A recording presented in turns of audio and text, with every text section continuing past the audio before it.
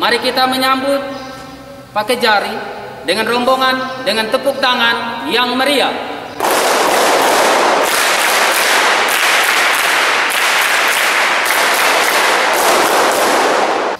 Terima kasih sekali lagi Pak Kejari bersama dengan rombongan yang tiba di sini. Inilah rumah kami, inilah putra-putri kami. Kami diajarkan untuk bicara tanpa mic, karena mereka mendengarkan apa yang akan kita sampaikan. Jadi adik-adikku, kemarin setelah saya melantik Pak Hendrik sebagai Kepala Seksi Intelijen Kejari TTU, menggantikan Pak Benfried yang sudah dipindahkan ke Maluku Tengah, saya memanggil Pak Hendrik, dan itu adalah tugas pertama yang saya berikan. Saya bilang, Pak Hendrik, sekarang ke sekolah Asmuk Parta Bakti, ketemu dengan Romo Jano. Jajaki di sana. Kita mau lakukan program jaksa masuk sekolah. Kira-kira materi apa yang dibutuhkan untuk membekali anak-anak. Lalu sekembalinya dari bertemu dengan Romo, Pak Hendrik menyampaikan seperti ini, negara ini penuh dengan orang pintar, masalahnya kita kekurangan orang jujur, dan untuk itu yang paling utama adalah siswa-siswa perlu mendapatkan pembekalan soal kejujuran. Bagi saya pembicaraan kita hari ini tentang kejujuran penting untuk disampaikan kepada adik-adik siswa, tapi lebih penting juga bagi saya dan aparat penegak hukum lainnya, untuk dapat menerapkan dan bahkan menjadikan sebagai suatu gaya hidup. Kejujuran itu adanya dalam kehidupan, dan bukan dalam teks-teks buku, slogan-slogan tanpa makna yang pada satu sisi seperti hujan lebat, tiap hari orang bicara kejujuran, tetapi dalam prakteknya seperti padang gurun yang kering. Sekali lagi terima kasih untuk Romo Jano yang sudah menginspirasi saya untuk membuat materi ini. Sadar atau tidak sadar, perkataan Romo telah memberikan energi yang memantik saya dan teman-teman di Kejaksaan untuk berpikir kembali, merestorasi diri untuk dapat lebih berani dalam hal kejujuran. Sekarang saya akan bicara apa dan pengertian kejujuran itu. Ada di antara adik-adik salah satu aja bisa memberikan kepada saya apa pengertian kejujuran? Satu orang.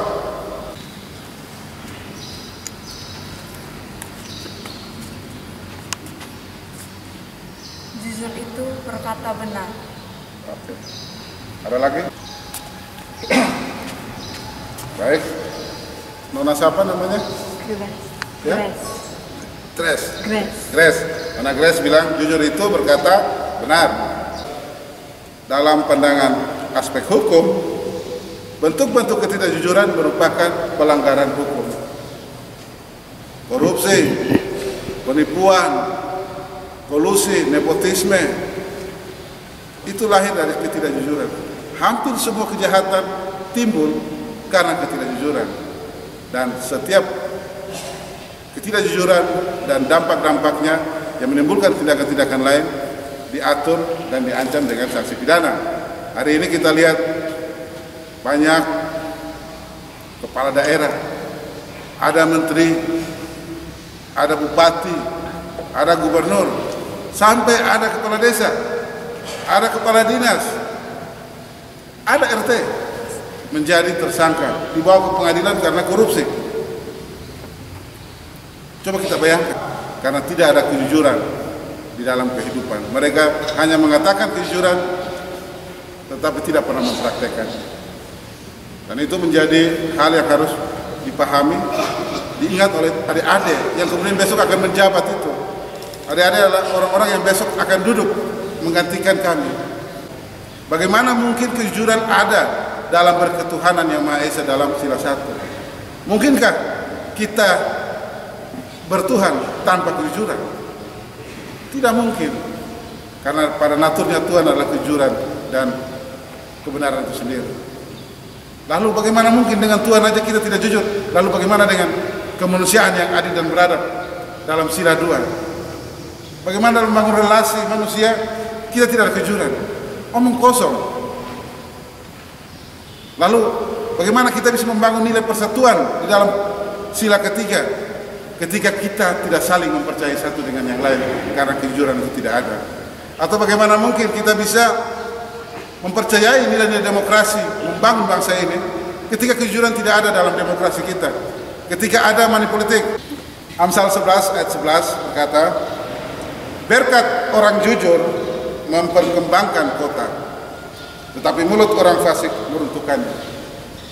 Jadi bayangkan, jauh sebelum saat ini Salomo sudah mengingatkan pada Salomo ini mungkin hidup di 900 tahun sebelum Masehi. Dia sudah mengingatkan bahwa apa? Berkat orang jujur memperkembangkan kota. Kota itu menjadi berkembang kalau ada orang jujur. Tetapi mulut orang fasik meruntuhkannya. Ingat ini, bahwa firman Tuhan sudah mengatakan kita, orang sudah menulis itu dari ribuan tahun yang lalu. Bukan hal yang baru. Artinya ketidakjujuran itu sudah menjadi masalah yang sudah ada sejak dulu. Dan sekarang dia muncul lebih masif dengan bentuk-bentuk yang baru. Ide tentang kejujuran datangnya dari Tuhan. Kejujuran adalah sifat Tuhan. Tuhan adalah kebenaran dan apa yang berlawanan dengan kebenaran adalah dosa. Alkitab mengatakan apa? Nama baik lebih berharga daripada harta yang banyak. Dikasihi orang lebih baik daripada perak dan emas. Dan yang paling utama sebagai anak Tuhan yang menaruh pengharapan akan Kristus, kita memiliki tanggung jawab mutlak untuk harus selalu bertindak dalam kejujuran dan kebenaran seperti yang Tuhan ajarkan. Karena Yesus Kristus Tuhan kita adalah sang kebenaran itu sendiri. Cara hidup kita yang jujur harus menginspirasi dunia yang tidak jujur ini untuk tetap bertindak jujur. Kita harus menjadi pelita, menjadi garam dan terang bagi dunia ini. Semoga kejujuran menjadi bagian yang tidak terlepas dari siswa-siswa di SMA Dismuk Wirabakti. Teman-teman harus selalu mengembangkan diri. Seperti yang Romo sampaikan, banyak orang pintar di negara ini, tapi orang jujur sulit dicari. Saya berharap dan saya yakin bahwa suatu saat dari sekolah ini, dari 400-an murid ini, ada orang-orang yang tampil sebagai pemimpin.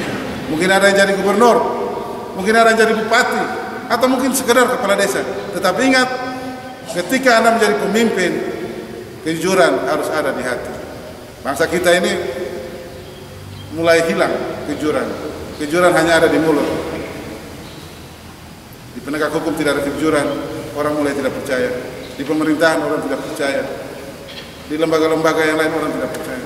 Lalu apakah kita sebagai orang-orang, anak-anak muda sudah kalau memang sudah mahal, buat apa kita cari? Tidak.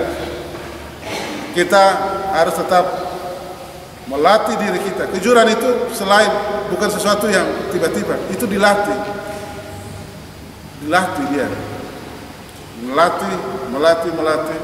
Akhirnya itu menjadi bagian dari gaya hidup, menjadi habitus, menjadi sesuatu yang kalau kita tidak lakukan itu, kita jadi sakit.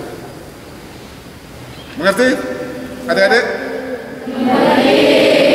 Semoga jangan hanya mengerti, tetapi tetap kita laksanakan dalam kehidupan kita sehari-hari.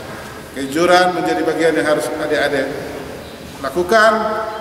Demikian pula yang harus saya dan teman-teman di kejaksaan lakukan.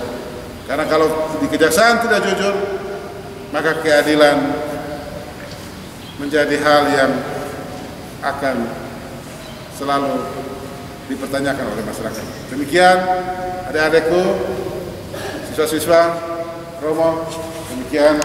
Terima kasih untuk waktu dan kesempatan karena kita diberi waktu 1 jam. Terima kasih. Terima kasih Pak pakai jari. Mari kita memberikan sekali lagi aplaus yang meriah.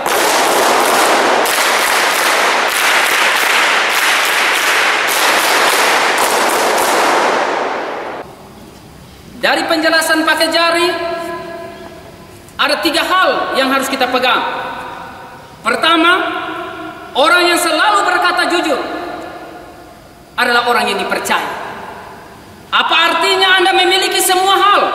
Anda memiliki mobil yang mewah, Anda memiliki kekayaan, tetapi Anda tidak dipercaya, tidak ada gunanya. Kepercayaan itu jauh lebih luar biasa.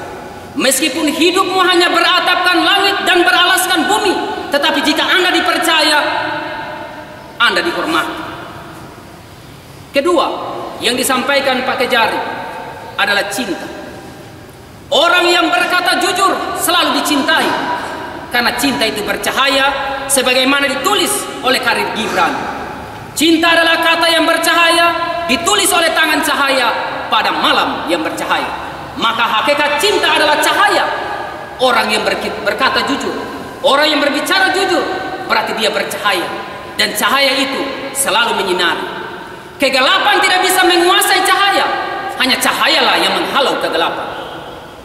Dan yang ketiga, dari pembicaraan pakai jari, bahwa ketika kita berbicara jujur, maka kita akan mendapat rasa hormat.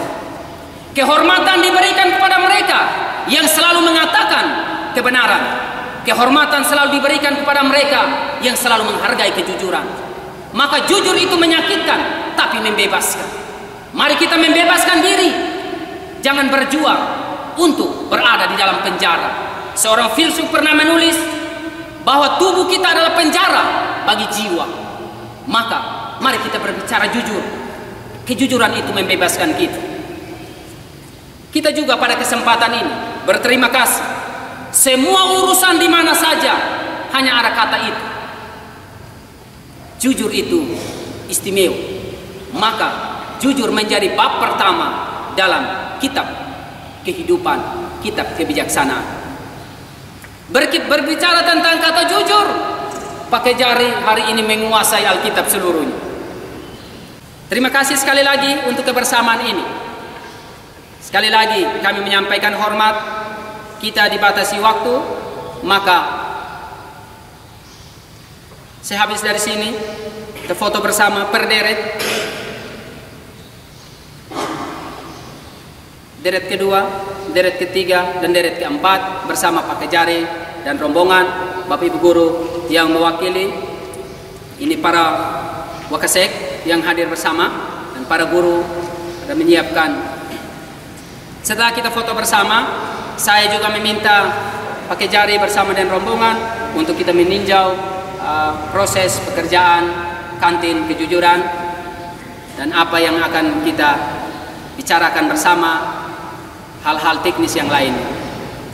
Terima kasih sekali lagi untukmu semua. Terima kasih untuk pakai jari. Kajari Timur Tengah Utara. Transformasi.